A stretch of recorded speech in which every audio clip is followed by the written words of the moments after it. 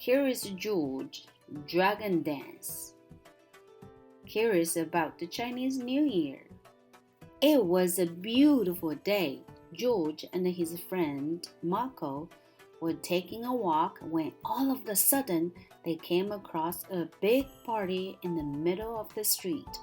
They wondered what could be happening. Happy New Year, a girl said to them. George and Marco were confused.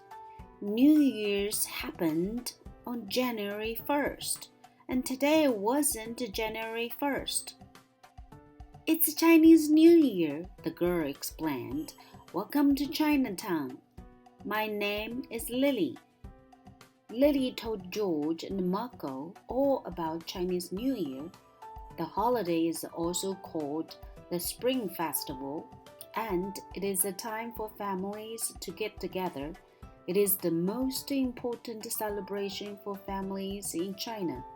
Today, there would be fireworks and a parade, and at the very end of the parade, there would be a dragon dance.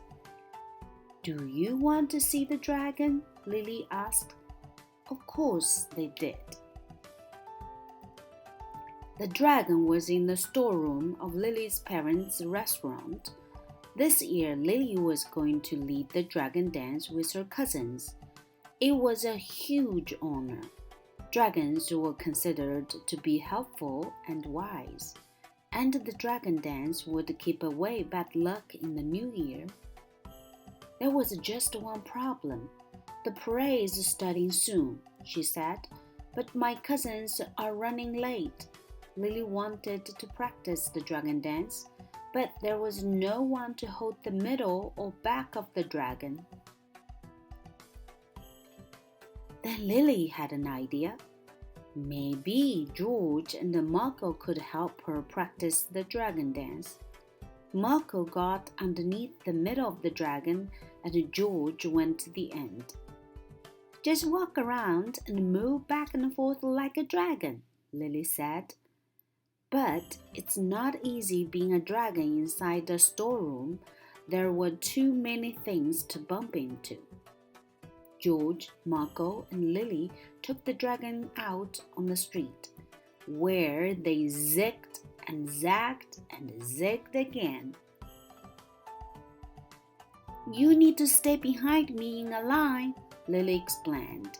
You also need to keep an even distance.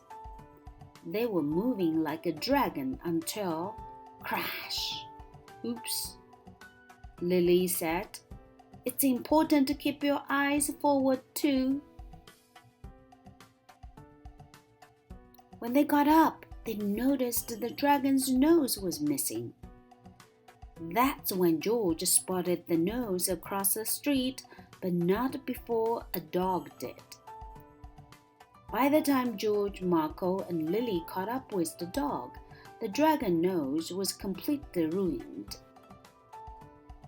Luckily, George had an idea. They could make a new nose. They hurried to George's house, where he had an entire box of art supplies. First, they tried a round ball. It was close, but it didn't look enough like the old nose. George remembered that the old nose had red and gold stripes, and it was curvy. Maybe he could use red and gold yarn. They made a nose out of yarn. It was the right color, but it was a little too droopy. George needed to find the right material. Felt wasn't firm enough, and neither was ribbon. But pipe cleaners might work. They were strong and bendy. The pipe cleaners looked right, but something was still missing. The rest of the dragon head was covered in red cloth. They needed the new nose to match, and they were almost out of time. George went to the kitchen. Surely there was something there. He opened the cabinets and drawers. Then he found something. Red napkins. The new nose was perfect. The dragon looks wonderful, Lily said. But the parade had already started. Would they be too late? You said the parade ends with the dragon, Marco said. They could still make it if they took a shortcut through the park. The three of them raced off like a dragon. They kept their eyes forward, they stayed in a line, and they kept an even distance. They arrived at the parade just in time. However, Lily's dad had some bad news. Lily's cousins were still stuck in traffic. They wouldn't make it to the parade. Who would help her with the dragon dance?